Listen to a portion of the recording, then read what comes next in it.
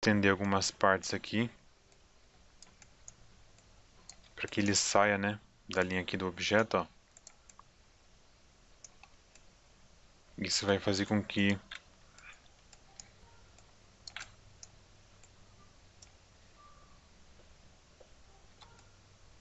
esse todo tenha uma aparência melhor e um acabamento ali.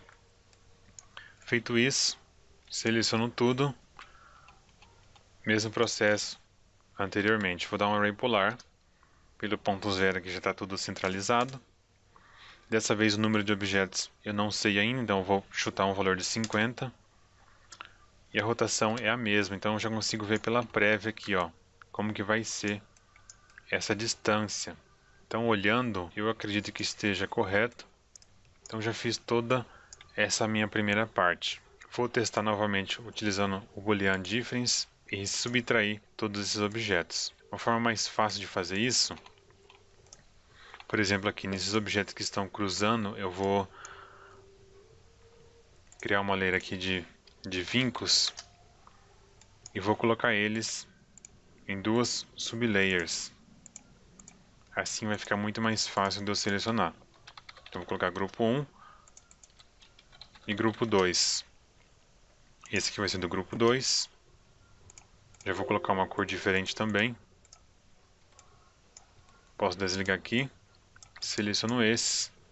E aqui vai ser grupo 1. Então muda a cor aqui. Então eu tenho dois grupos agora. Porque na hora de utilizar o comando, vai ficar mais fácil eu saber quem que eu estou subtraindo. Novamente aplicar o array. Posso selecionar tudo. Centro 0. 50 peças. E tudo pronto. Vou dar um boolean novamente difference. Seleciono esse. Vou selecionar o primeiro grupo. E vou esperar completar a ferramenta. Bom, tenho aqui finalizado o meu boolean. Então eu consigo identificar as partes que deram um pouco de problema. Então eu simplesmente preciso definir aqui algumas alturas, né? E tentar alterar essas partes que tiveram um pouco de erro. Ó, no caso aqui, algumas peças sobreporam outras. Então eu vou dar um Ctrl Z. Então eu visualizo aqui algumas peças, por exemplo, atravessaram outras. Acredito que por conta da repetição. Então nesses casos aqui eu vou cancelar. Posso trazer aqui para o lado, ó, porque ele já está com history ligado, e vou deletar. Eu sei qual que é a peça matriz, né, que foi feita aqui na parte de cima. E outras aqui eu posso tentar visualizar qual que é a altura dessas peças, né. E é interessante que ela não atravesse as outras aqui, ó. Então eu posso corrigir uma e automaticamente as réplicas que foram feitas pelo array já vão sendo corrigidas. Então aqui eu vou afastar. Posso subir aqui, ó, para que aconteça um corte diferente nessa subtração. Posso subir um pouquinho aqui também. Aqui eu vou tentar afastar um pouco. E eu posso aplicar novamente esse meu boolean. Então seleciono a roda, dou boolean difference e seleciono esse primeiro grupo.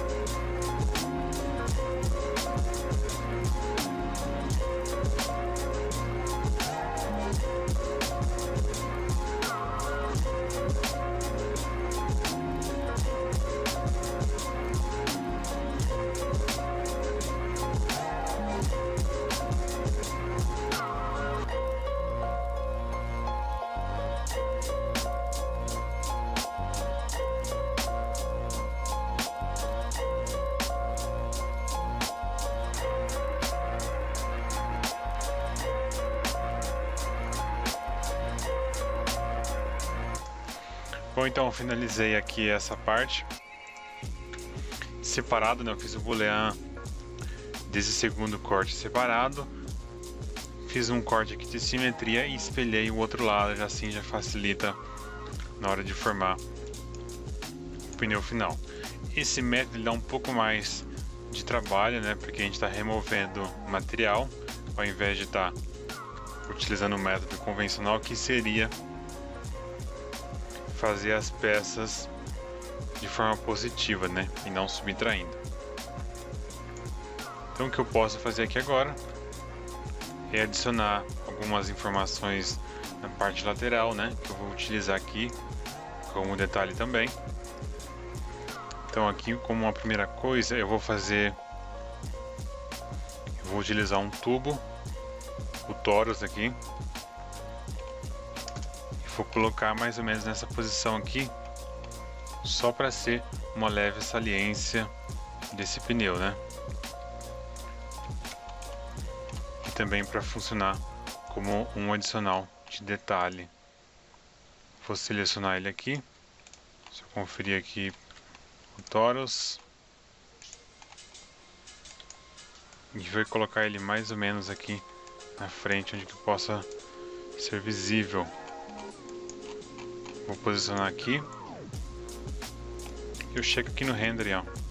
Se eu consigo ter esse efeito, então é exatamente o que eu precisava. Então eu já tenho essa linha aqui de um pouco mais de detalhe nesse meu pneu. Então, como referência aqui, eu tenho mais ou menos esse pneu aqui, que ele tem essa linha na parte de fora, e eu vou colocar uma linha na parte de dentro. Essas outras informações adicionais eu vou deixar para utilizar como textura ou efeito de render, assim o objeto não fica tão pesado. Mas se fosse um caso de impressão 3D, que realmente iria aparecer, aí sim seria interessante fazer toda essa aplicação em 3D. Vou deixar somente aqui o nome e vou aplicar aqui nesse meu pneu.